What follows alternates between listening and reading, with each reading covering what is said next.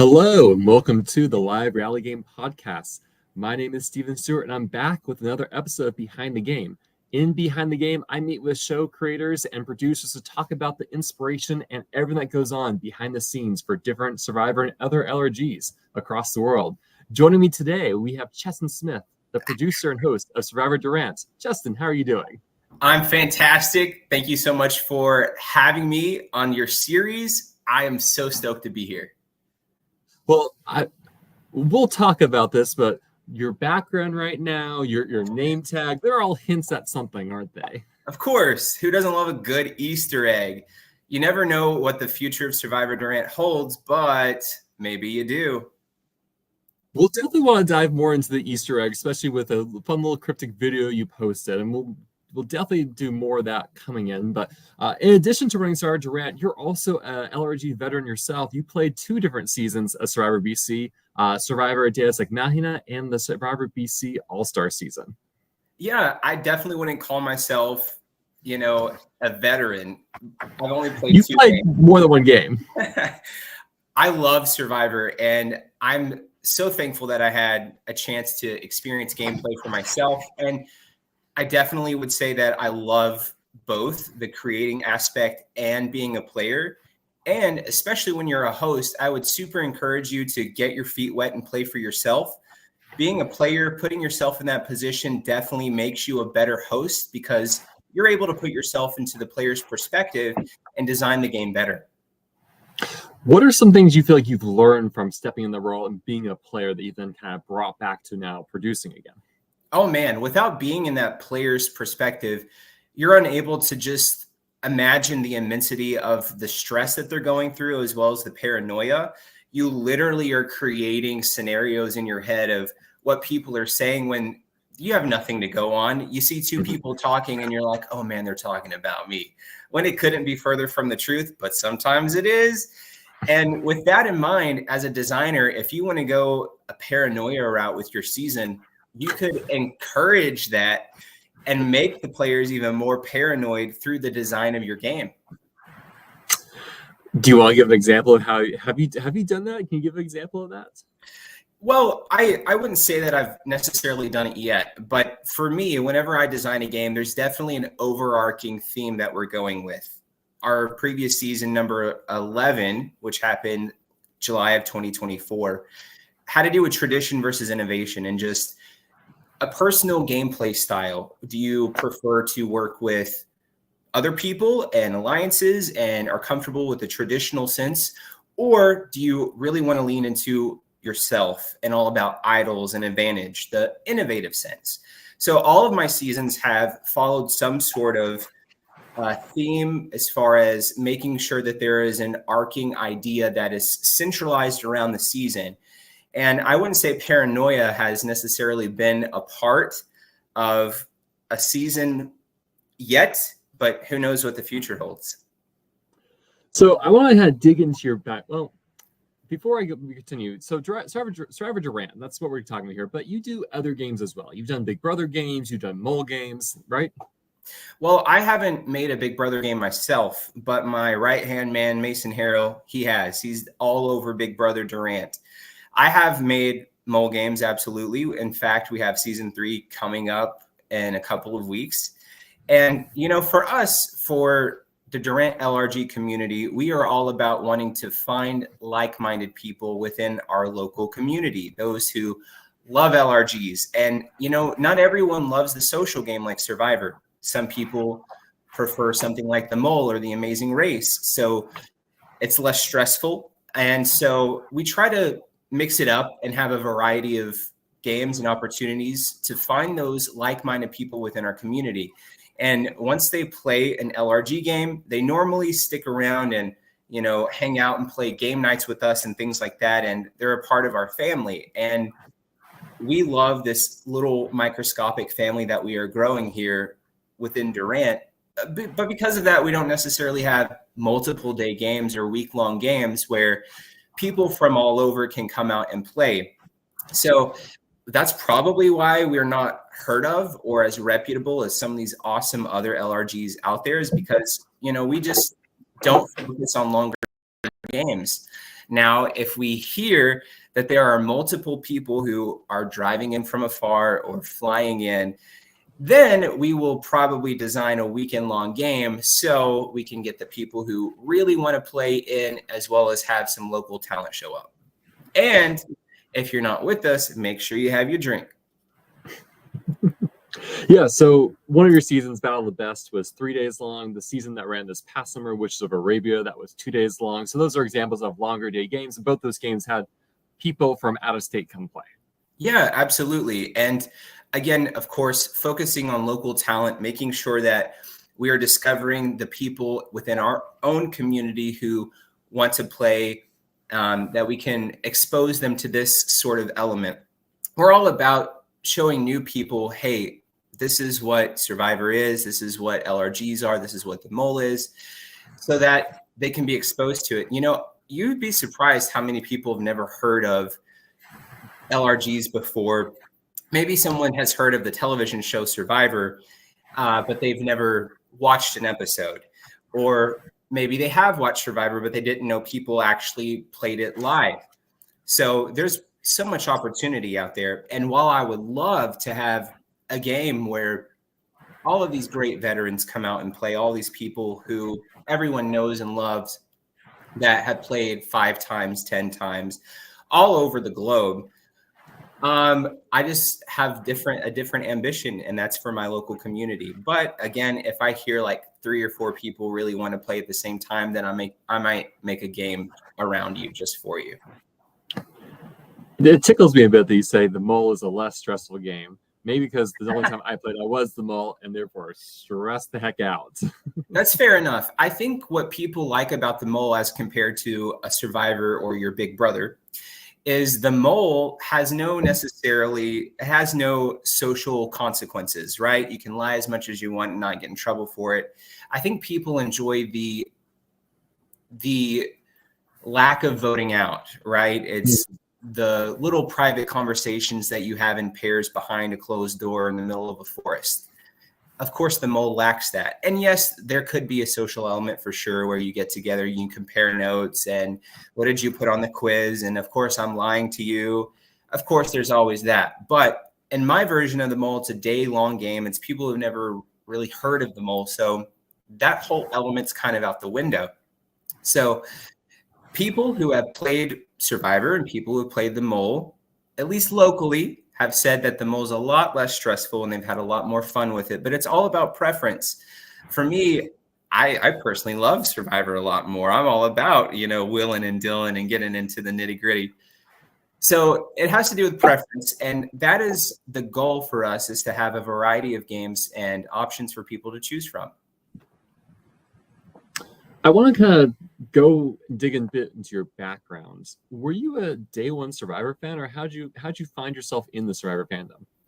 Oh man, so it all goes back to 8-year-old Cheston on the couch with Mama, and we would watch Survivor together weekly. And Survivor was sort of our bonding time. And back then, season 1, the year 2000. It was such a hot thing back then, and everyone wanted to know what the big fad was, and everyone would tune in weekly. The finale at season 1 had the record viewership of any finale for years. And my mom was one of those people as well. So, I would just lay on the couch with her and watch, and we really enjoyed it. And that got us into Survivor Australia, which I remember even more so than season 1. And on and on and on we went until eventually season 20, which was my favorite season of all time, Heroes versus Villains. That was the last season that we watched together before I went off to college, and did the whole college thing, came back, moved back from China, and would eventually once again, tune in weekly with my parents, go out there every Wednesday for episodes of Survivor, and that bonding thing was there again. And I missed a lot of seasons, so that made an excellent time to just binge what I missed. And coming back from China, I really wanted to have support for my friends that were also going overseas long terms for mission work as well as for, just being an exchange student. And so my idea to do that was to have a Survivor game and to support them through an event to raise funds and send them overseas. And eventually my time in college was done. So once college was over with, it evolved into a passion project, and that's where we are today. So talking about the inspiration for the first season, was it, I guess, how many of the first seasons were fundraising projects? It was the first 3. Okay. And then what made you decide to move away from fundraising to just a game for the sake of the game? Yeah, so between seasons 3 and 4, my time in college was done. And not only that, but a whole year had passed between Survivor games. So I really had to focus on what I wanted to do with it, where I wanted to go. Am I just done? Was this a 3-off thing and then there's no more? But as I hear people talk around me who played past Survivor games, they want more. They want to play again. They had a great time. And so at the time, I had a roommate. His name was Briar Henry. He was a star of Battle of the Best, as well as the first 3 seasons of Survivor Durant. And Briar and I sat down and we're like, all right, so where is it going to go? Is it just done? Is it over? And he was like, if you bring it back, you should at least have fun with it. You should do something fun. And so I was like, all right, well, what do you consider fun? And he was like, well, what if the whole time you just prank the players? And I was like, that does sound fun. And so this idea of trolling the players, and Fiddlefoot, our little troll, who's a huge mascot among Survivor Durant, was born, and Terror of the Troll was made. And everyone thought that they were coming out to a Summer Olympics type of game day. And then boom, we threw on them Survivor Durant is back. And so we did number 4, and it was a smaller cast. It was also very last minute of, hey, tomorrow, are you down for this sort of Summer Olympic style event? And it brought out 8 people, but we sprung it on them that Survivor Durant was back. And because of that, we were more prepared for season 5, and that had 19 people. So we were like, okay, if we plan and we prep and we invite people, then we can actually have an event. So, yeah. So kind of in between your story, right? You run those first 3 seasons. That's when you're in college. You discover Survivor BC. How'd you learn about there being other games out there in the world beyond the one that you're running yourself? It's a funny story. So the answer is boredom. So like I said, I'm a huge Survivor fan. I've seen every season, and in between, off season of Survivor, everyone knows Survivor airs typically in the spring and in the fall. During that off season, during the summer, when there's nothing else to watch on TV, I binged Survivor seasons. Well, eventually I got all caught up with Survivor, and there is nothing else to watch. So I'm like, what do I do with my time now? And I just randomly YouTubed. I said, I wonder if there's anyone else out there who does what we do, who tries to have their own mock version of Survivor. So I literally typed into YouTube fan-made Survivor game. And the first thing that popped up was Survivor BC. And at the time, episodes for season 3 or 4 were coming out.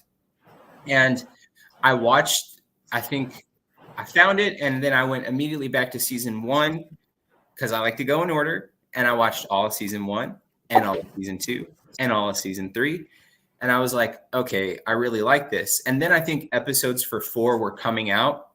And in the comments of the episodes for season 4, there was a link and it said apply for season 5. And I was like, well, why not? So I did. And I was shocked that Jaira cast me because I'm the most uninteresting person that you've ever met. I think it was just maybe he was desperate, but I'm so thankful that he gave me, nobody from Oklahoma, a chance. And I told Mason, my best friend, I was like, dude, I just applied for this fan-made Survivor game in Canada. I got casted. And he was like, that's crazy. I want to apply. I didn't tell him to. And to be honest, I didn't want him to. I wanted this to be my thing. I wanted to see if I could do it by myself. but he did it on his own volition, and he applied, and he got casted as 2. There's no surprise there. Mason is a much more interesting guy than I am. So we both got to go up and play Survivor Canada. Turns out super fair that we both got casted because everyone there was a pro. They've either played before or they hosted their own game. And I'm just like, what am I getting into? My first Survivor experience was definitely its own LRG of all-stars and in its own sorts. So, I was built through fire. I was thinking that maybe you should call yourself the Michelle Fitzgerald of Survivor because you're 2 for 2 of playing and getting the end. You've never been voted out, right? Which is amazing. Very few people can play like two games and not get voted out both times. Well, on one hand, that makes it sound like I know what I'm doing. But on the other hand, it makes it sound like I don't because I've never won. So it's like, is Cheston a good player because Cheston knows how to get to the end? Or is Cheston a horrible player and we want to make sure that he gets to the end because he's an easy win? We don't know. I don't think you can say that was an easy win, your season of Survivor BC, when you have a 3-2-2 vote. That means all 3 of you were contenders. Fair enough. So I guess what were your takeaways? We've kind of talked about this, but what were your takeaways following that season from your experience? I would say that after I finished playing Survivor BC 5, my takeaway was I never want to do this again. I left that season feeling like, man, I guess I'm not a huge Survivor fan. Maybe I don't prefer to play. It was super stressful. My mind felt like it had the greatest workout it's ever gotten. Literally getting out of the game and going to the hotel like 3 hours later, Mason can tell you, I put my head down on a pillow and in mid-conversation, I immediately fall asleep. Within 10 seconds of putting my head down on the pillow, I was out. The easiest night's sleep that I've ever gotten.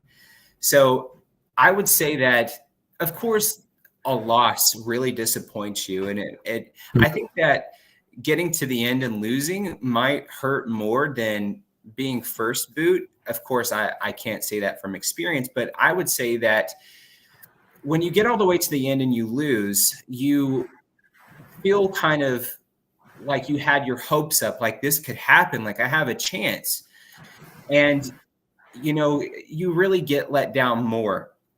So I would say that off of the backlash that I was getting of the comments that was made from me from the season, the whole being let down of not winning, as well as the immense stress and pressure that the season exposed to me, it made me not want to have that experience again. But it did make me a much better host and creator because I know what the players are going through. And depending on what my cast is looking like, if it's all new people, I might not want them to experience the intensity of just pure paranoia that I went through. However, if there's some vets in there or people who I think that I can handle it, I might lean into that in some sort of way and create these scenarios of you're having to choose between this or that. One's going to make you a friend, one's going to make you an enemy. But if you make an enemy, you get an advantage. So what are you going to do? So I would say that it made me a better creator. But as the years go on, you get that Survivor itch again and you're ready to play again. And you slowly start to forget about what you hated about it in the first place. So I was like, sign me up. I'm ready. I want redemption. I'm out for blood. I'm thirsty for it. And man, I was. So I went out there again, did my thing again, made it to the end again.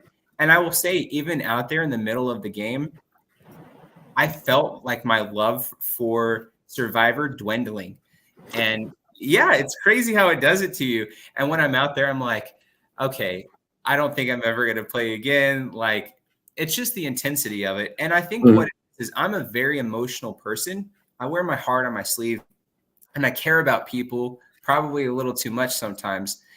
And I especially don't like it when people who are your friend and, if you know them for years and you've had a good relationship with will use that against you in the game. And it's just like, no, don't blur the line, let's keep the friendship out of it.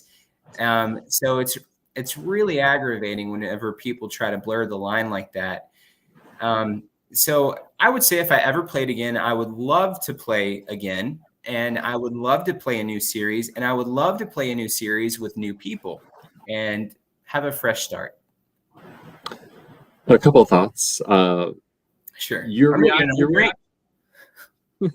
your reaction to coming out of Survivor BC and crashing makes sense given my two takeaways from that season was it was really cold during the top of the mountain and there was bugs everywhere because you can hear the bugs even on camera. Yeah. So what I did love about that season was I got the Survivor experience for sure. It was very authentic. There were mosquitoes the size of quarters out there. It was foggy one day, and we couldn't really even do anything because it was impossible to film. So that had some aggravation for Gyra. You know, there was a 40-degree swing in temperature from day to night being on the mountain that we were at. With such high elevation, you know, we were constantly having to drink water to stay hydrated. Our camp was cut off from going to the water faucet area. So we had to rely on production to continually be filling our water bottles. And because our tribe kept winning every single challenge, production was in the other camp to film all of the drama.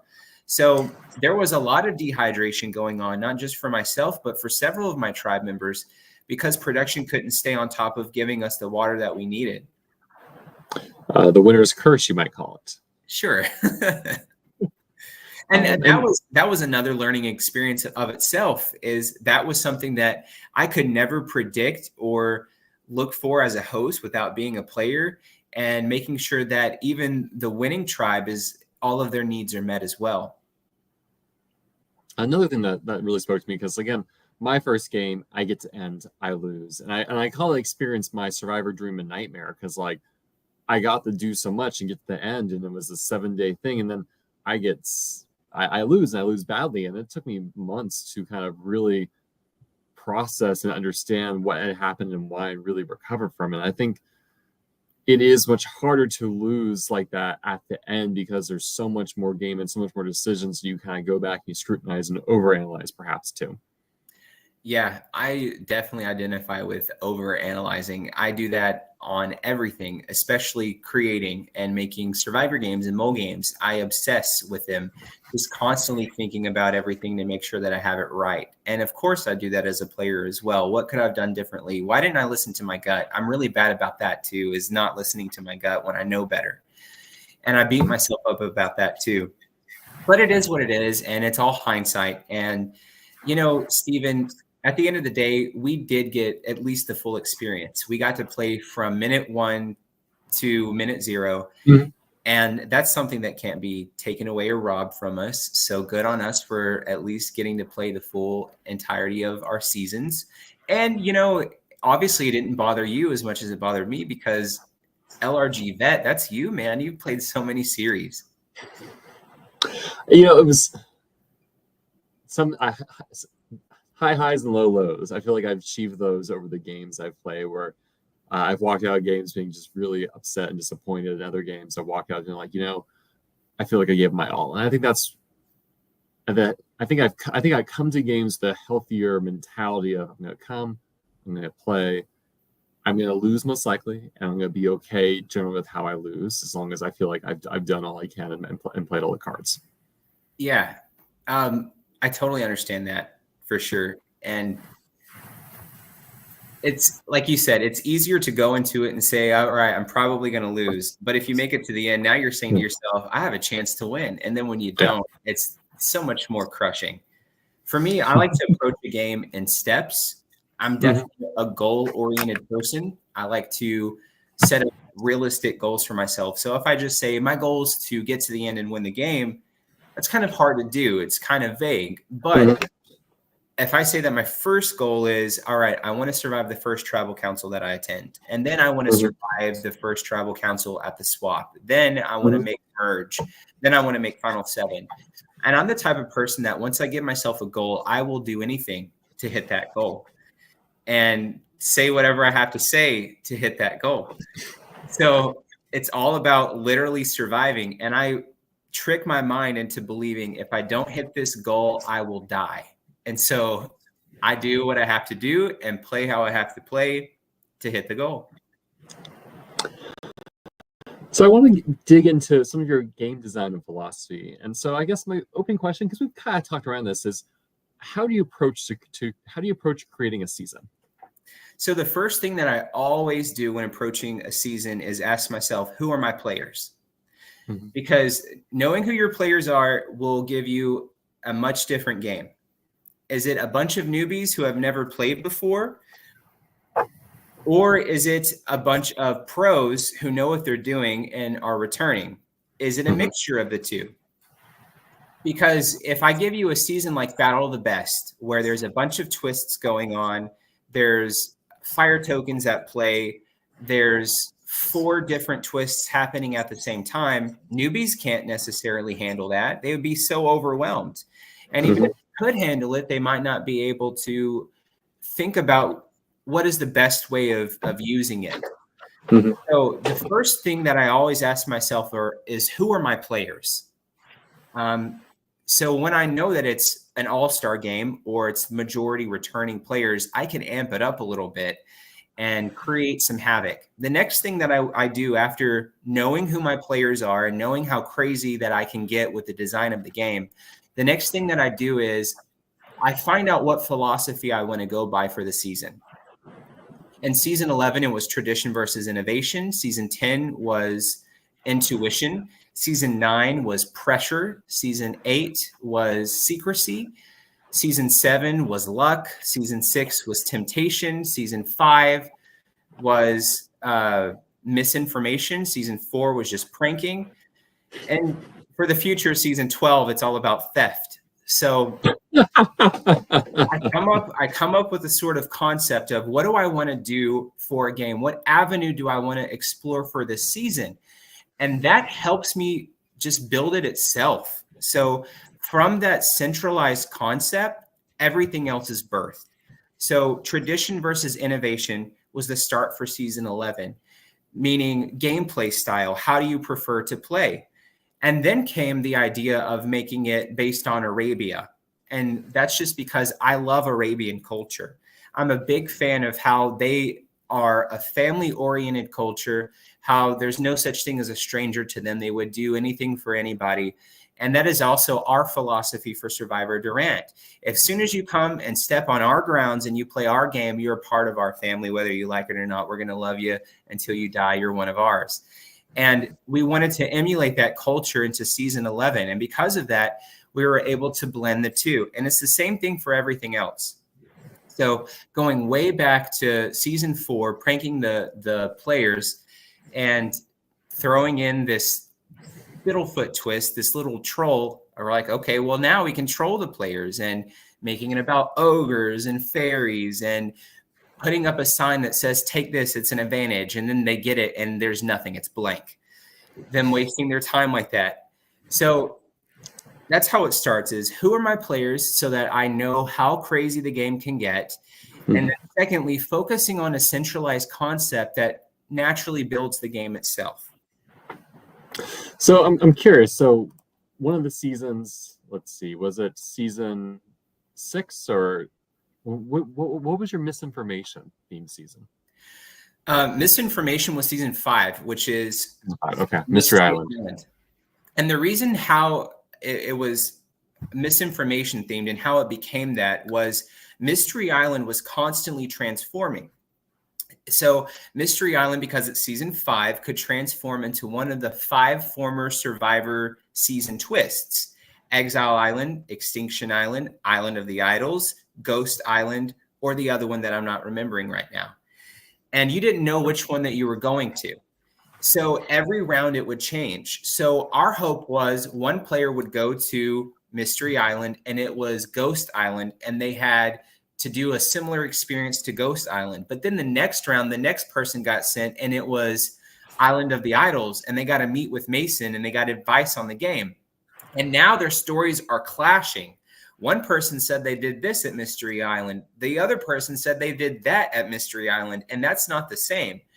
So we wanted this twist to create misinformation within the game and create budding stories to force, players to not trust each other. Your Battle of the Best season, your Survivor Durant All Stars, you said intuition was the driving theme. How was that manifested in the game?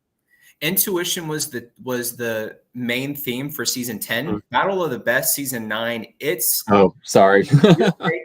You're okay. I'm with you. So the main focus for Battle of the Best was pressure. And that's why literally the logo was made of diamond. And I had this beautiful, eloquent speech that I had wrote up for the start of the game, all about pressure making you into a diamond. You know, it could form you into the diamond that I know that you are, or you're just going to crack and crumble under the pressure that I have for you. Not only because, you know, it was sort of our big, hey, here we are party to the world of this is where we are, this is what we do. Because before that, we really didn't have episodic YouTube episodes for our series before. And now we're finally filming what we do and sharing it with the world. That was the whole point of Taylor and Kirk being there to play in Battle of the Best was, all right, guys, we're now going to the next stage. We're now going to on the next scale of what we can do. We're now going to say we are an LRG and do this multiple day game. So there was a lot of pressure for them to put themselves in that position. An all-star game is immense pressure. So it's not just pressure on me to make sure that I get it right and that I design a good enough game that is all-star worthy for them, but it's also pressure for them to even be there. And how I designed the game to create pressure was I did that through multitasking and having to create layers of thought. You'll see in the episodes of Battle of the Best, the players are having to run through hoops of many different twists at the same time. There are multiple twists at the same time. So I'm creating layers of multitasking. You'll see Kirk think about, all right, we know what we're going to do with the shifting vote topic. We know what we're going to do to get through this double vote twist or whatever. But holy crap, we also have to figure out what we're going to do with the ninja. So as soon as you think that you have it all thought of, there's just that other layer that you have to think about as well. So that would be my answer is with pressure came multitasking, and with multitasking came taking the last 5 best twists of our series history that we've ever done and putting them in a blender and making them shake hands and complement each other, as well as coming up with a couple of brand new twists at the same time. It just created a lot of havoc for the players. And thank goodness I also had Jira on the creative team as well, because I'm definitely a creative that needs to be in check. I have so many ideas. I am a creative vomiter where I could just throw out 20 different ideas at the same time, but that doesn't mean that they're all good ideas or that they should be done. And typically Mason is that person to keep me in check. I keep bringing up Mason. It's because he's definitely my right-hand man when it comes to Survivor Durant.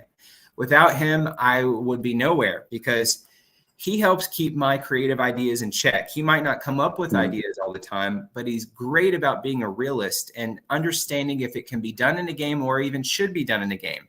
But when it comes to Battle of the Best, I didn't have Mason. He was a player in the game. So we brought Jira on the board because, well, he was my Survivor host for Canada. He's the one who let me live my dream and play a Survivor game. I also know that he is a veteran host. He's done this so many times before and has filmed before, so he knows what to look for.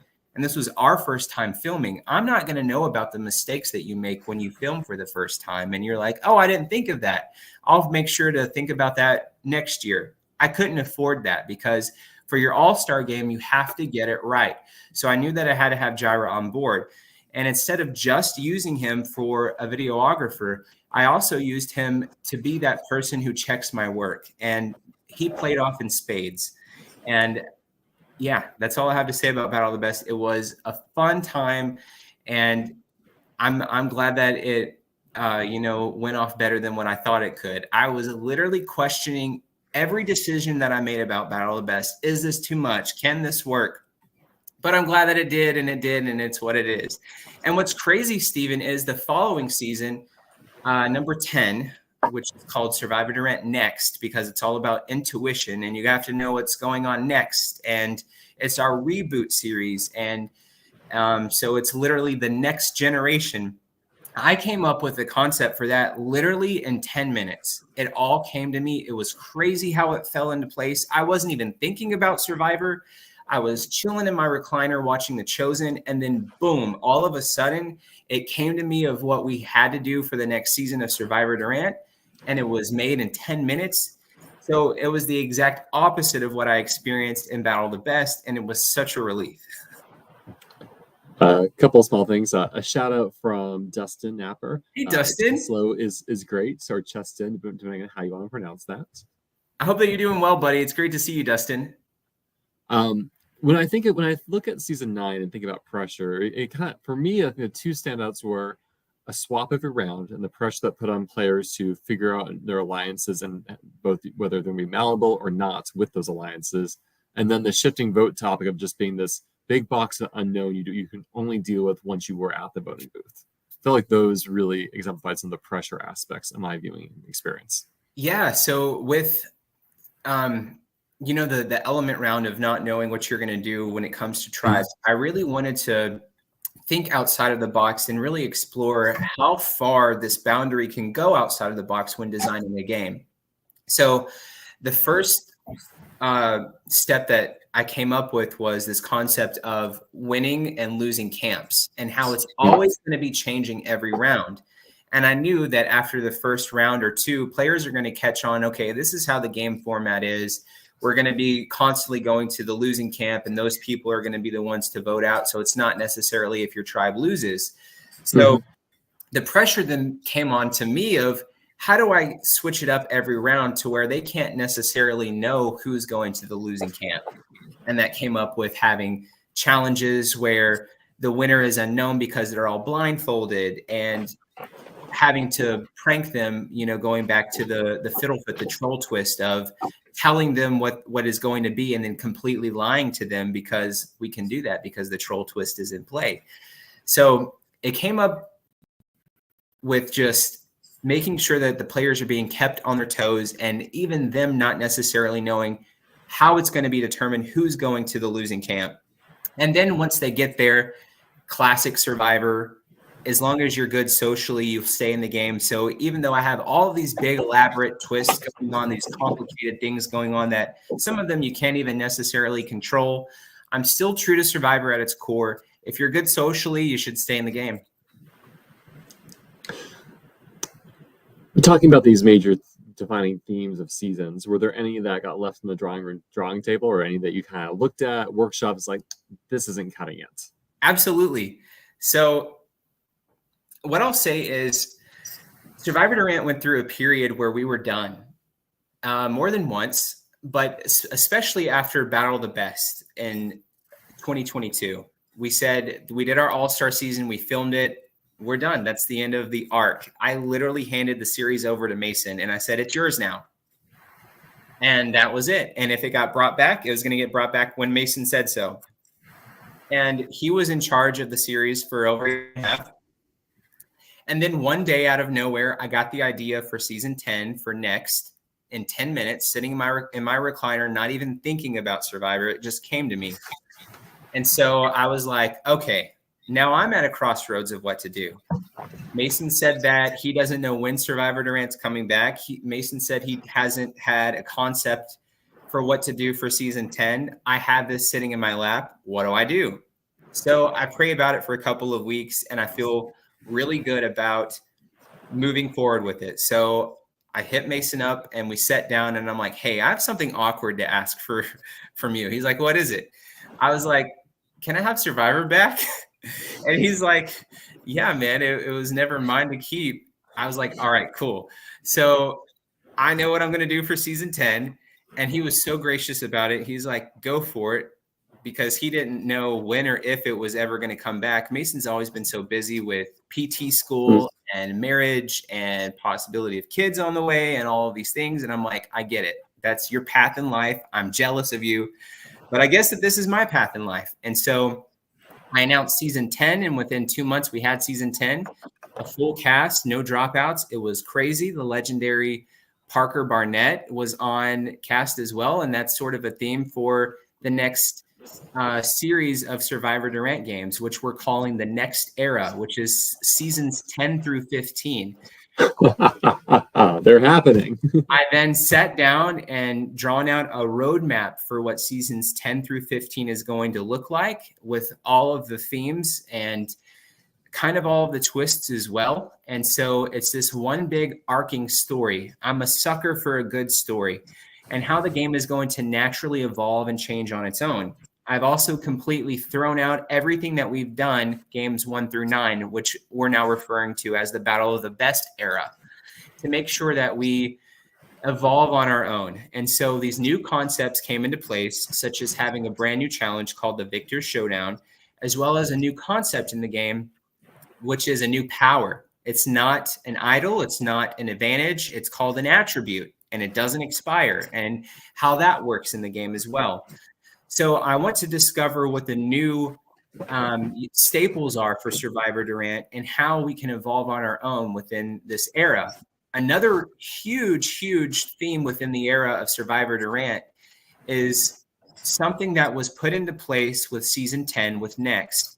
And that is the concept of allowing the players from the start of the game to be able to save themselves at any time, such as the television show does with the shot in the dark advantage. And it did not start out that way of, hey, we want to copy and paste the shot in the dark advantage.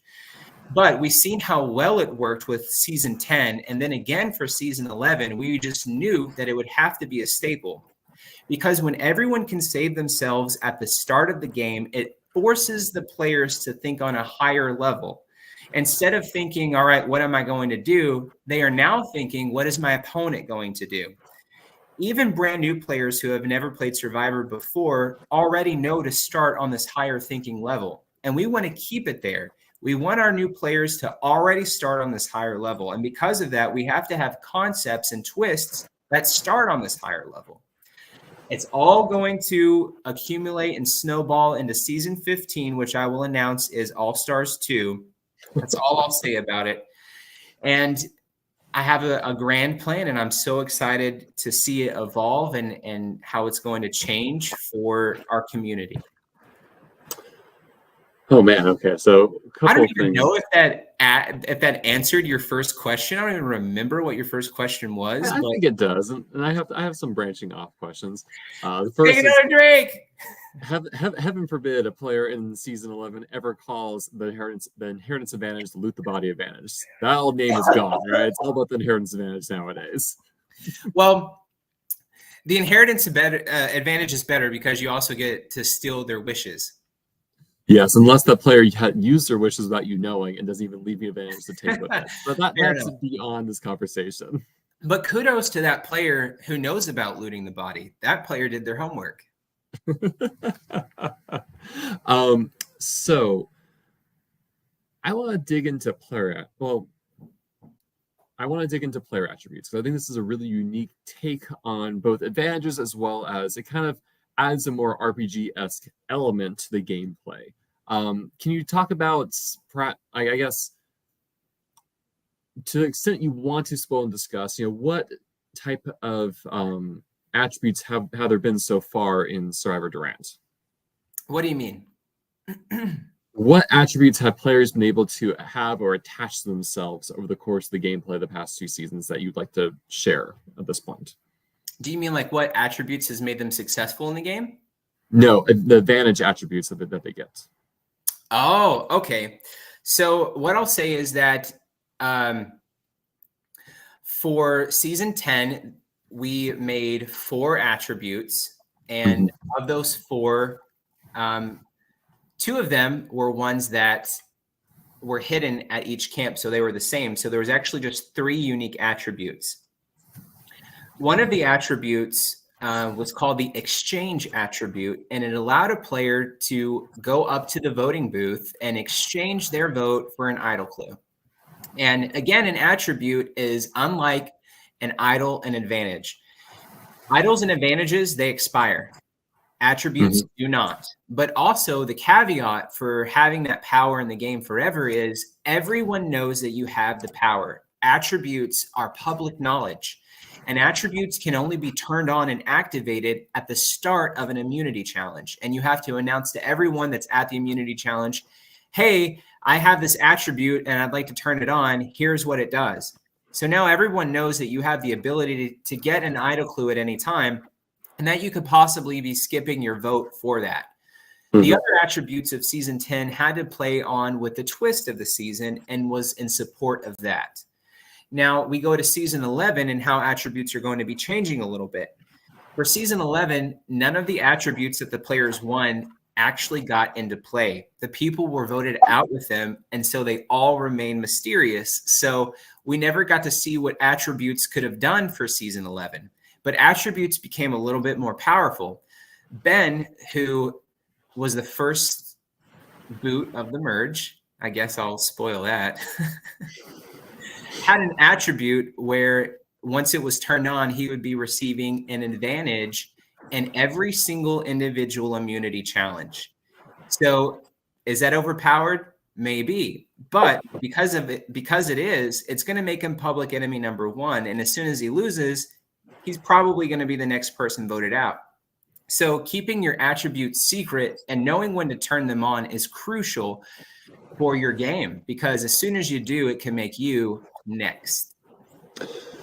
Yeah, because this is where I apologize to the player's name. I don't remember. I know another player's attribute had to do with the wish mechanic of the season, ability to get an extra wish starting at the following round. And I feel like it feels like it's a sweet spot to try to hit of what is powerful yet not broken, good but not overwhelming in terms of, because again, this is kind of a permanent attribute to the gameplay, right? And so yes, like an individual immunity on demand every round, that's wild, right? But is an advantage challenge, like a consistent challenge advantage, is that too much? I like the risk reward interplay in terms of this needs to be public, it's not secret, what's it worth? And I like the idea of there having to be a cost around it, right? It's not free per se. Absolutely. And that's with everything when it comes to Survivor. I think that myself and my team, for that matter, that being Ryan Schusler, Peyton Brewer, Nate Hodson, I think that Ronnie Rickman, all of these people who've stuck around since Battle of the Best, they know what makes a good game. And I listen to them. I ask them all the time. I'm like, what do you want to see in a game? Sometimes they have nothing for me. Sometimes they're like, well, this would be cool or that would be cool.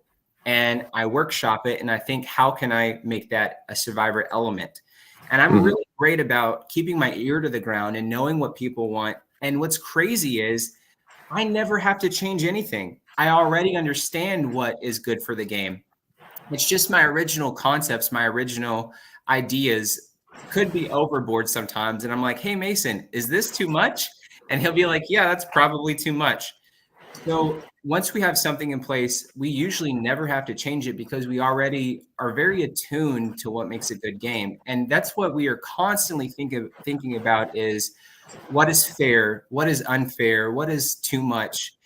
If they have this extreme power, what do they have to give up for this extreme power? Or what hoops do they have to jump through to obtain it? So those are concepts and things that we are definitely always thinking about. And it seems that when we're talking about attributes, that there's some attributes that are, I'm going to say, more standalone, that they could happen in any season, while other attributes are more tied intrinsically to the mechanics of the season itself. Absolutely. So, I do want to have those arcing attributes that could appear in and out through the seasons, such as what Survivor has done television-wise and their new era of 41 through, now. They introduced the concept of what is that advantage called, where it's like, do you have an idol? And I get it. The knowledge is power advantage. Yes. And a lot of people do not like that advantage. But I think that it is one of the best things that has happened to Survivor, because by introducing it one time, you never know when it's going to be reintroduced again.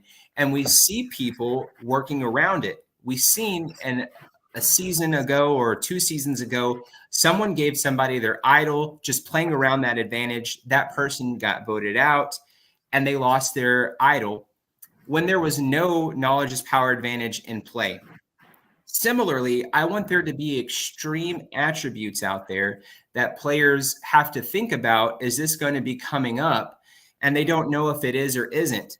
So I do want there to be attributes that could pop up in any season of the next era, as well as inventing new attributes that are only good for that season.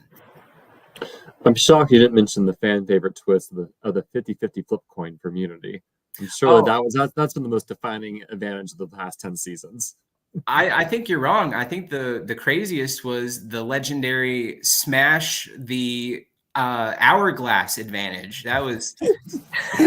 Do you want to be immune or not immune? Here's a hammer. Decide. You could just turn the hourglass over. No, let's just smash the thing. And so looking at the 2 seasons you've had attributes, what areas do you feel like they've been successful? What areas do you feel like there's still some workshopping needed? That is definitely what is on my mind as well, and it's difficult to say given that the fact attributes didn't pop up in season 11. So going into season 12, I want to make sure that they do, so I can see what players are doing with attributes more. So far with season 10, I like what I see when it comes to attributes. They haven't played a major factor into the game, and sometimes players have forgotten that a particular player had turned on their attribute, even though like I make copies of the attributes and have them in a public zone where anybody at any time can come up and reread what that attribute does. We want to make them that public, and they will still often forget about it. So going into season 12, one change that I think I will make is making the attributes into some type of lanyard where you have to have it over your neck at all times so people will see that it's there. And will it still be forgotten about? Maybe. But I want to also make sure that attributes get into the game for season 12.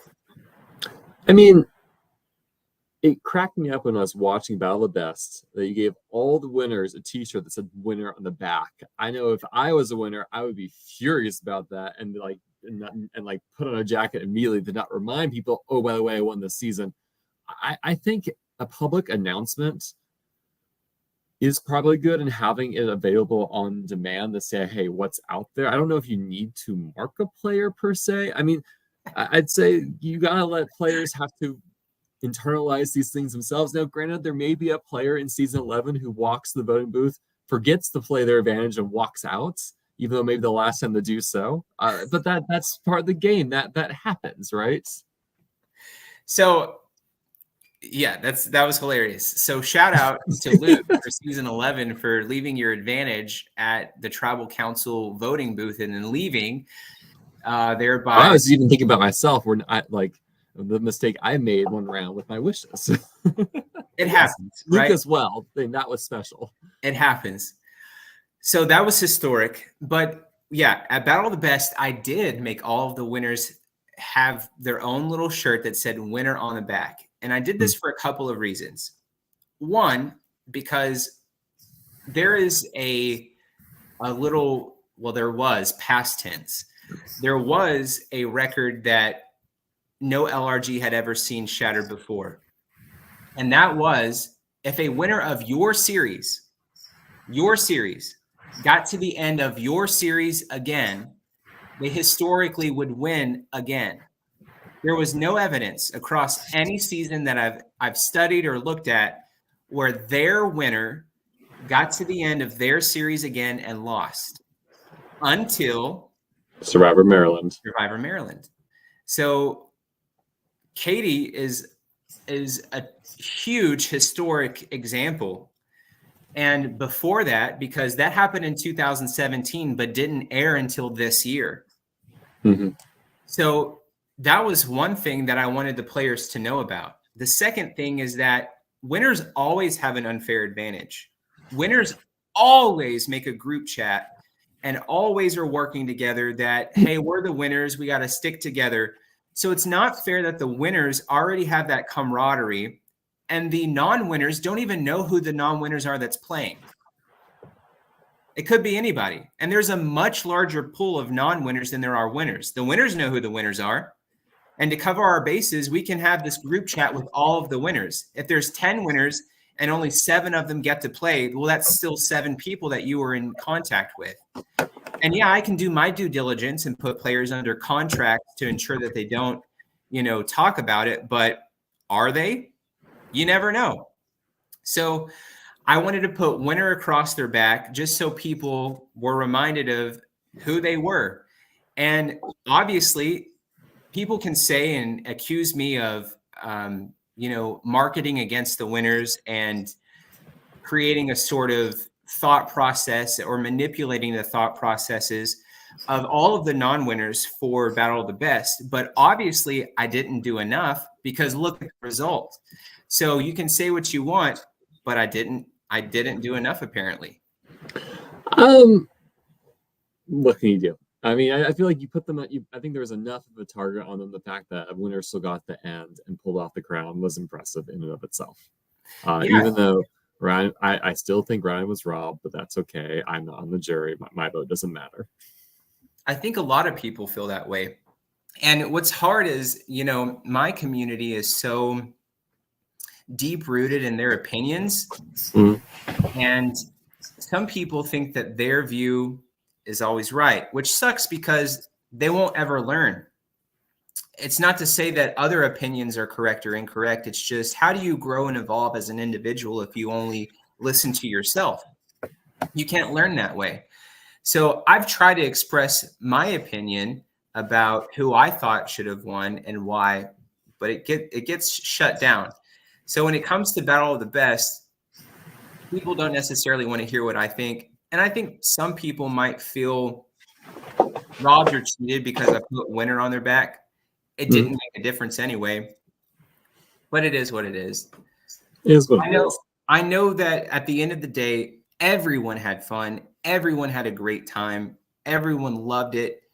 And that's what matters to me. One thing you mentioned I'd like to talk about is putting players under a contract, right? Because with all-star seasons, returning player seasons, it's hard to have the cast be a secret because people talk. So what do you do, Survivor Durant, to try to minimize the pre-gaming that'll enter a game? Well, I don't want to give away all of my secrets because what I do is very unique. I haven't heard of another series doing it. But I do put all players under contracts to make sure that they're not pre-gaming or bringing it up in any way. And I test them, and that's all that I'll say to make sure that they're not pre-gaming. In addition to Survivor Durant, you also enjoy other board or card or other kinds of games, correct? I'm sorry? Do you enjoy playing I believe you enjoy playing other kinds of board games or card games, etc., right? Oh, I'm a sucker for it, Steven. I'm super competitive. I love anything thought-provoking, anything that involves strategy, and especially a social element. I love Avalon. I love Magic the Gathering. I love checkers. So I have a huge variety of games that I love to play. I don't think I've met a board game that I haven't liked. Are there any board games that you feel like you've taken inspiration from when it comes to design? Or are there any games you say, I'd love to somehow mesh this in Survivor, I just don't know how yet? There's a couple of games that I took inspiration from. The first that you see in Battle of the Best, it started with season 7, Twist of Fate, was a game called Tic-Tac-Throw, and it was a giant tic-tac-toe board where players they could choose to just throw their tribes like beanbag into one of the zones, but if they miss, then they have to run and place it, or you could just run and place it and not risk taking that shot. I think everyone just ran and placed it. Isn't that how it played out? I think. Yeah. So it's trying to get a tic-tac-toe with your tribes, beanbags just as fast as possible. So it's this massive tic-tac race, if you will. So that was the first inspiration, and that was definitely a challenge that is known within the Survivor Durant community. It has a lot of notoriety. Players love it, but it's going to stay forever locked away within the Battle of the Best era. So going into the next era, it's what are our new challenges? What are our new staples? And so for season 10, we started a game called Survivor Hangman, and it's my version on Hangman, and it has a race element to it. And it kind of seems like a convoluted challenge, but it's really not. It's simple in design. Basically what it is both tribes have 2 people who are your puzzle makers. Everyone else is a runner. They get lined up, they run out to a box, they grab a letter, And what the letters are is it's an envelope with a letter on it. Like, so let's say that this envelope has the letter A on it. You take the envelope and you run back to the puzzlers. The puzzlers have a bunch of numbers in front of them. So like they could have a number in front of them that's like 144. They open up the envelope that has the letter A on it. And if there's a number inside, it's either blank or there's a number inside. If there's a number inside, then they know that that number corresponds to the number in front of them. So they open up the letter A. Inside is the number 50. So all of the number 50s in front of them are the letter A. So they would write down A. Then they have to rearrange all of those letters to spell out the phrase. Gotcha. Yeah, we did not play this season 11. I was like, this does not sound familiar to me. And the reason why you didn't is because Ben was a part of season 10. Gotcha. Well, thank you, Ben, for saving us from a word scramble I probably would have lost. I want to kind of dig into the early seasons before talking a little bit more about season 11. Okay. So your first season, right? You're running it as a fundraiser. What went well, and what were areas that you kind of walked out saying, "Oh, maybe I can do better on this." I should probably retcon that season 1 was a fundraiser. Okay, so retcon away. Season 1 was a test trial, and how it was birthed was I was in college and I'm living in a sort of frat house, but we're not frats at all. And I'm living with 8 other guys. So you can imagine how crazy the house gets. Super social bunch of people. And there was a sort of contest that got brought up of who was the most manliest of the house. And I was like, look, guys, if we're going to do this, we need to do this right. So how about, I love Survivor. How about I just make a sort of mini Survivor game and we find out who the most manliest of the house is? And my 8 roommates participated in the first Survivor Durant game at 10 o'clock at night, and it ended at like 5 a.m. And it was a great time. A lot of hilarious things ensued, like voting out people just for the heck of it because they know that they're super into Survivor as well, and this will make them mad if they go first. Also, the tribe colors for season 1 was red and blue, and we used bandanas. And the first challenge was held in a parking lot, and the cops got called on us because there were these kids running around outside, these college students running around outside in red and blue bandanas. So they thought that we were a gang member or whatever. So the cops got called on us and we're like, hide the bandanas. So a lot of memories to go with the first game. And at the end of it, I was like, well, this went way better than what I thought. And it was pretty authentic. So why don't I make it a fundraiser and put it on display more publicly and share it with more of my friends? And I did that. And at the end of season 3 and graduating I didn't graduate, but going to China and coming back, a year went by of, well, what do I want to do with Survivor Durant? And then turning it into a passion project. And so Survivor Durant literally evolved from a contest to see who's the manliest of the house, to a fundraiser, to a passion project, to now it's its own LRG. So we slowly got there. And I would think that the reason why it took so long for Survivor Durant to evolve is because of my own insecurities. Because for a long time, I was like, should I even be doing this? This feels so childish sometimes. I've always been a creative person. That's my gift in life, is creativity. And it's always been a struggle of discovering the avenue of how I can best utilize my creativity. It's like, Lord, why couldn't you have given me the gift of juggling or playing a violin? It's like, then I would know the avenue to use my gift. Creativity is so vague. And for the longest time, the struggle was discovering how to best utilize it. And I have landed on that with Survivor. And every time that I thought it was over, I've always been right back in. When Battle of the Best was over, Steven, I truly had no intentions of coming back with another season. I was done with Survivor. I wanted to move on from it and, move on with life and do adult things and grow up and hopefully get married and have children and all of these things. But that wasn't the plan for me. And I think the Lord's reassurance to me that I'm doing what I'm supposed to be doing was when he literally gave me the concept for season 10 in my lap. I've never had a season ever come to me that quickly before. So you talked about the evolution of this series over time. In terms of what were some areas of learning or growth you had over the course of the seasons? So I think as a host and a creator, I think I can speak to everyone on this point. You don't learn or know what you need to know until you make those mistakes. And you can listen to your peers. You can listen to someone who's done 10 seasons previously, but you won't best know how to course correct your game until you go through those mistakes. Luckily, I'm also a very witty person, and so I'm quick about thinking on my feet. And if you're going to be a host, you must be able to quickly pivot and call audibles when it's necessary. There have been times where challenge equipment has broke, and on the spot, I'm like, okay, we're not going to do this challenge anymore. We're going to do this challenge. And learning from that in the future, I always have a backup challenge in my pocket now in case something like that happens. I'm always ready with an additional challenge.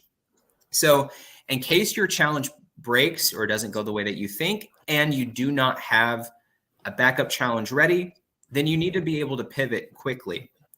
The next thing I'll say is when it comes to the players, you don't know what they're going to be doing as well. Some of them may not realize that they're super as interested into this as they thought that they would be. And players can drop out at any time. You need to have a plan if they do drop out. There might be something that you're super attached to, like let's say in the final 12, I really want to introduce this big twist. But in the final 12, somebody immediately drops out because their best friend just got voted out, and now you're left with 11. What are you going to do? Are you going to introduce that twist? Are you going to do what you already had planned for the final 11? You have to make that decision. Sometimes you can't be super attached to your ideas. You have to let them go for the sake of course correcting your season and your series. You don't want to introduce something that's unfair to the players just because you're super attached to it. You might have to save that for the next season. Are there any other memorable moments that you're like, things went wrong, like, okay, I need to do things different in the future, or moments where you're like, I've learned now and I'm not going to let this happen again, or I'm going to do something differently? I don't think so. I think that failure is your biggest friend. You can learn a lot from failure. And I think that's a quote from Yoda, that failure is your biggest friend. And I am definitely where I'm at today because of my failures, because of my mistakes, having learned everything. And failure has also taught me that when it comes to doing something new, like filming your series, you can't afford a failure. Because if you don't have it captured on film, you can't go back and refilm it later. So when I finally decided to film my series for Battle of the Best, I said, I'm not going to take the risk of learning what I have to learn to be a good filmographer. I'm just going to have Jaira come out and do it because he's been through it all. So without those hoops of failure and learning from your mistakes and also planning for the inevitable, you necessarily won't think about it. So the most recent season that ran this past July, season 11, Wishes Over Arabia, you mentioned how the theme for that season was tradition versus innovation. Do you feel like now this season has happened that that theme was successfully embodied by the cast, or maybe more in some ways, less in others? I do. I feel like it was very embodied by the cast. I think that players truly got to choose the paths that they wanted, and that was the intention in the design of the game of, okay, do I want to lean into how I'm going to use these wishes to advance myself or to advance the group that I'm with? So I do think that it was very embodied. And I also think that throughout the season for 11, myself and other members of production like Mason Harrell and the legendary Kurt Carlson, we were constantly commenting on how the players were playing and how, oh man, their play style is very traditional, or they're playing extremely innovative. And in the middle of the game, which was super entertaining, by the way, you definitely gave us a show, so much so that sometimes it was hard to get stuff done. I'm like, guys, we are production. We have to be productive.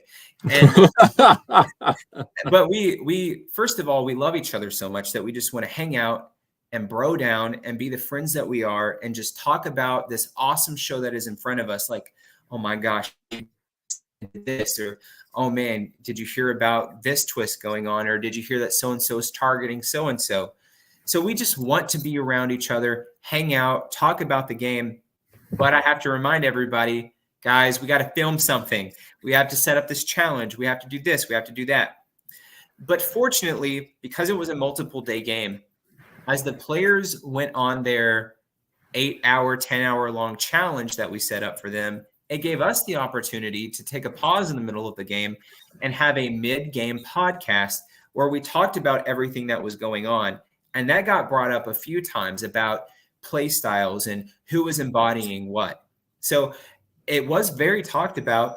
And to save the spoils from the podcast, because it is an excellent listen to, a lot of insight with that podcast, I'll spare you the details. You didn't do a wrap-up podcast, did you? No. So if you want to do, so eventually when it comes out, talk to me. Let's do a retrospective on the season, because that'll be very interesting to do. I think that it would be great. And I think that when it comes to the wrap-up podcast, historically, I always did the wrap-up podcast a week to 2 weeks after the event. But I think that it might be more appropriate to do a wrap-up podcast maybe a year later, because when it is a year later, people forget a lot of things, but they remember the important things. They remember how they were truly feeling, all of the heightened things that are the most important things to talk about. That is what you're going to get when it's a year later. Not only that, but if I wait till all of the videos are edited and maybe there's some footage out there, people can get other people's perspectives. And it's much more interesting where you interview someone and you hear when another person's talking about you. And you're like, wow, I would have never figured out that they were targeting me. So that is, I think, more entertaining, is getting someone's input whenever another player is talking about them. You mentioned how the attribute mechanic didn't really come through in the season, mainly because the players with attributes got voted out promptly after getting attributes for the most part. Was there anything else that you see in the game that maybe didn't come through as you expected? I don't think so. What I'll say about season 11 was it was the most difficult to design because, well, again, starting from the base of who are my players, okay, some are LRG pros because I knew I was going to have yourself and Jair playing. And Ben is kind of in the mix with that because he played season 10, and Jesse's in the mix with that because he won Big Brother Durant season 2, and the rest are all newbies. So I'm aware that I have to design a game that is in the middle of complexity. It can't be overcomplicated that these new guys have no idea how to utilize it. And it can't be undercomplicated to where the people who are very familiar with LRGs just break it. So I have to find a happy ground. And the main twist of this season was the magic lamp and having the ability to wish for your heart's desire. And that went through a lot of phases of what that looked like. And it took the longest to get nailed down. So at first, the concept was you could just wish for anything that you wanted, but it comes with a caveat because genies are tricky. So maybe you wish for something that you wanted, but it's not yours. Or maybe you wish for something that you wanted, but you have to give up 2 of your next votes in order to get it. You have to pay a high penalty. Then we just axed that and we said it's too vague. So what if there were tiers? Maybe you could wish for an idol, but if you use one of your wishes for an idol, you have to give it away. If you wish with 2 wishes for an idol, it's only good for this tribal council. And if you use all 3 of your wishes for an idol, then you get the authentic idol. And this was the same for an additional vote. For 1 of your wishes, if you wish for an additional vote, you have to give it away. For 2 of your wishes, if you wish for an additional vote, you could vote again, but only right now. For 3 of your wishes, if you wish for an additional vote, you get to steal a vote. But this also didn't work out, because if everyone used all 3 of their wishes for the idol, now we have 20 idols in play. So then we were like, okay, well, let's keep that, but let's also say that only so many people can use idols at a time at tribal council. Well, now it becomes this first come, first serve type of season, and we didn't like that at all. So again, we throw out the concept until it evolved to what it was for season 11. Looking back at the season, what surprised you the most, or what was the most unexpected for you? Definitely the biggest surprise for me for season 11 was how well the lamp worked.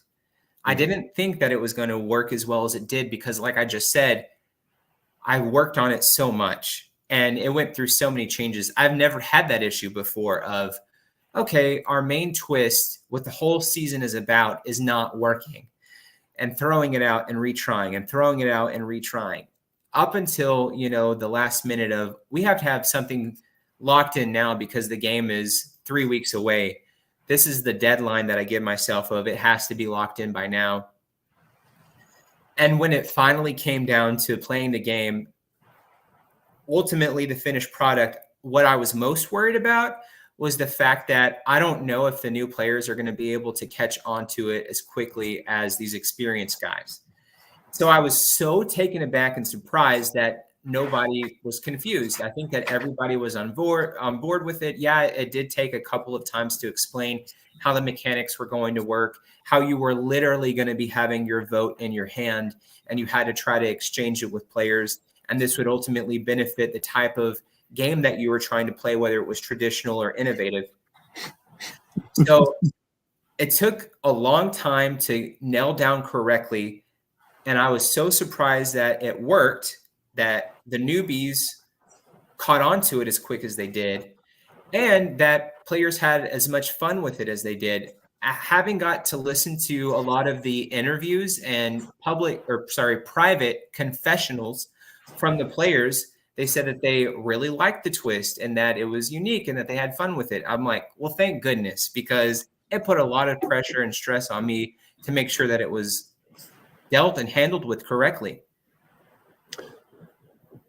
I think we should talk about the elephant in the room, the symbols above your name, the symbols that are crowning you behind you. Talk to us a little about what maybe you can tell us about the next season. Season 12 of Survivor Durant will happen October of 2025. So it's a long ways away, but I am a sucker for riddles and hints and Easter eggs. I'm leaving them all the time. Players don't even realize what's under their nose that I do with all of the logos all the time, because I've already told you today in this interview that I haven't mapped out what we're doing until season 15. So it's not a question of if I'm hinting what we're doing next. It's when am I going to hint it? Where am I hinting it at? And this above me, I'm announcing to you, Stephen, for the very first time with anybody. No one on my team even knows this. Not Mason, not Nate, nobody. I've never shared this with anybody. This is the name of season 12, and you get it first. So call it what you want it. But could you pronounce it for me real fast? Do what? Could you pronounce it for me real fast?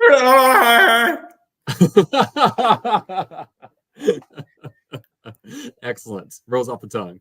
Yeah, and you actually have all of the things that you need in order to decipher this, to figure out what the English translation of it is for season 12. Well, Cheston, is there anything else that you want to talk about that we haven't had a chance to mention at this point? I had a great time. I don't think so. I think that we covered the history of Survivor Durant very well, where we've been, where we're going.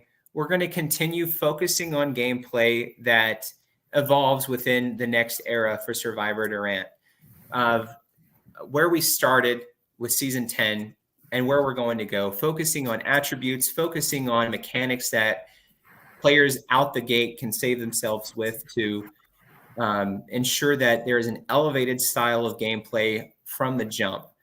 That's where we want to go with it. You can expect more Easter eggs. You can expect more unique challenges as we discover what is the staples for the next era. You can expect to see more unique attributes as we discover what's good for an attribute and not good for an attribute. And you can expect season 12 of Survivor Durant next October. Then in 2026, you can expect 2 seasons of Survivor Durant. One will be a multiple day game. So hopefully that will catch the LRG world's interest if you want to grab hold of Survivor Durant yourself. 2026. Otherwise, you're going to be stuck with a day-long game. And again, we do that to grow our local community. Sorry.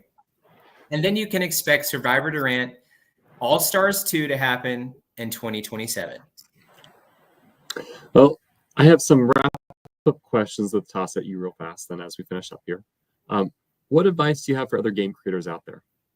Just don't be afraid to make mistakes. Mistakes are your best friend, and you're not going to know what you need to learn until you make those mistakes. Go for it. Don't be afraid of your creativity. No matter what people say, people are going to cut you down. It's because you got something good going on for you. Don't give up. If you're passionate about it, do it. Trust your instinct as well. So many times I've overlooked and outthought my instinct, but listen to your gut. That's what makes good players. It's also what makes good game designers. What do you wish you had known before running your first game? How stressful it was, how stressful it is making a game. Not just the whole of, did I get it right? Did I design the twist of the season correctly? Are these challenges good enough? But also casting. Casting is its own beast of, is everyone going to show up? What if someone drops out the day of the game? There's a lot of stress that comes with it. And I think casting by itself is reason enough for people to quit doing what they do. But let me tell you, when people show up and play, it is all worth it, because, you know, it's like, okay, they're getting to experience what I've made. It's like your baby, you know, and now they're making it happen and be birthed into actuality. And more often than not, people who come out and play say that they had a good time. Sometimes people find out that this isn't for them, but they enjoyed the challenge aspect, but they hate the pressure that comes with the social stigma of having to vote people out and strategize and be deceptive. There is normally an element of the game that they love. Also, my games normally focus on what I love, a lot of riddles and Easter eggs. And I usually have that going on back at the camps. In the Battle of the Best era, seasons 4 through 9, there was always a lockbox where people, the players, had to try to unlock and get what was ever inside. And how they unlocked that was always hitting at their camps. So this sort of escape room aspect, discovering the hidden knowledge at your camp, I love that as well. And I want the players to have a lot of things to do at their camp. That's another thing that I learned is the winners of the immunity challenge are usually really bored, especially if they already have found the hidden idol that's at their camp and it's public knowledge. They have nothing else to do. So Jaira and I sat down in 2019 and we talked about the possibilities of what the winning tribe members could be doing to occupy their time, to be having a good time. And we ultimately landed on a type of currency in the game. And this was before Winners of War aired and fire tokens were a thing. So for us, for Survivor Durant, for season 5, we landed on a token that you could give to Charon, the fairy of the underworld, who would, if you were voted out and you had a token on you, you could give it to him and make it to Extinction Island and have a chance of coming back into the game. For BC, we get the mechanic of BC Bucks for season 6. That's where it all started, was mine and his conversation of what did the winners do because they're bored. What's one of your favorite memories from running a game? The look on everyone's face in Battle of the Best when they realized what the Voodoo Idol did, and when it was edited, the storyline that came from it of Gabe doing that to Peyton, it couldn't have been written better. So it was just excellent storytelling. I love it when you just are like, all right, these are the advantages that we're going to have in the game, right? We're going to have the idol nullifier in the game, and then we're also going to have this advantage that turns the ninja owner, instead of it having one vote against him, they'll have immunity.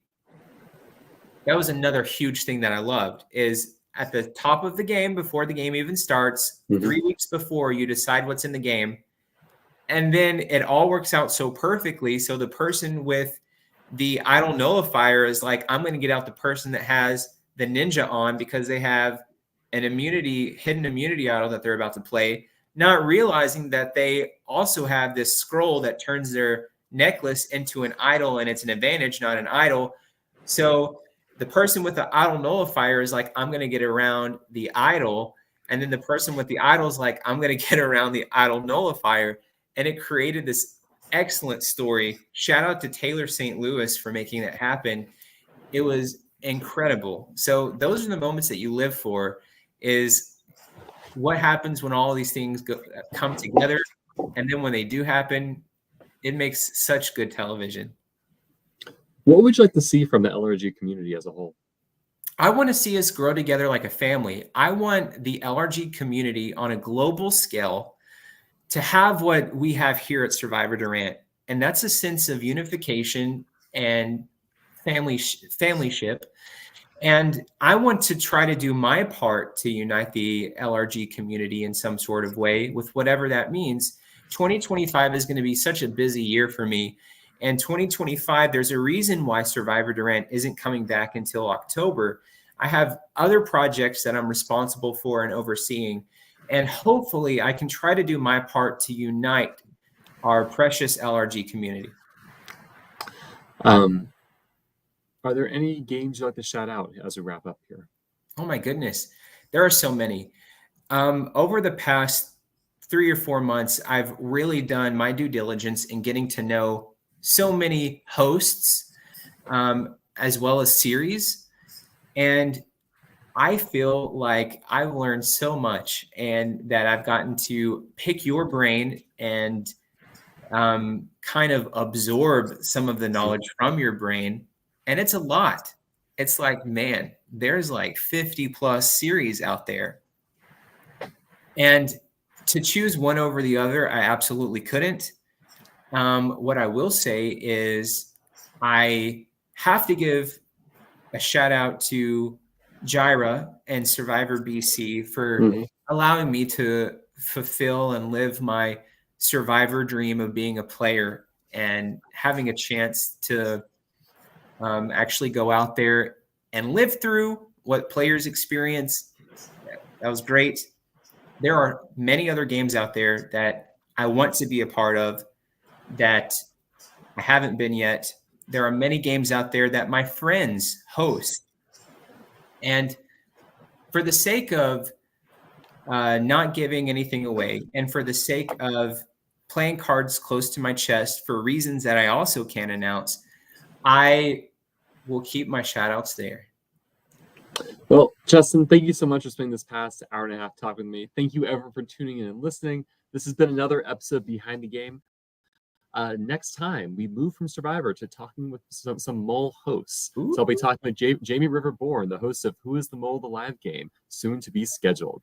So again, thank you everyone for tuning in. And Cheston, again, thank you so much. Cheers. Good night.